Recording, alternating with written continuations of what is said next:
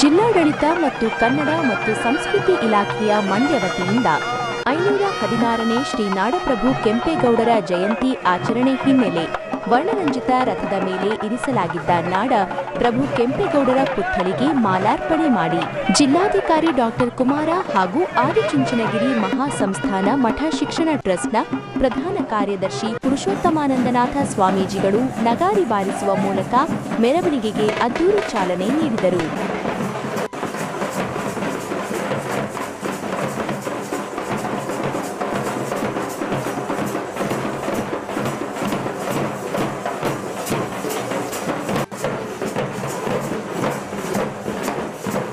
ಪೂರ್ಣ ಕುಂಭ ಹೊತ್ತ ಮಹಿಳೆಯರು ಕಹಳೆ, ಡೊಳ್ಳು ಕುಣಿತದೊಂದಿಗೆ ಮೆರವಣಿಗೆ ಜಿಲ್ಲಾಧಿಕಾರಿ ಕಚೇರಿಯಿಂದ ಮೈಸೂರು ಬೆಂಗಳೂರು ಹೆದ್ದಾರಿಯ ಮುಖಾಂತರ ನಗರದ ನಾಲ್ವಡಿ ಕೃಷ್ಣರಾಜ ಒಡೆಯರ್ ಕಲಾಮಂದಿರದವರೆಗೂ ಮೆರವಣಿಗೆ ತಲುಪಿತು.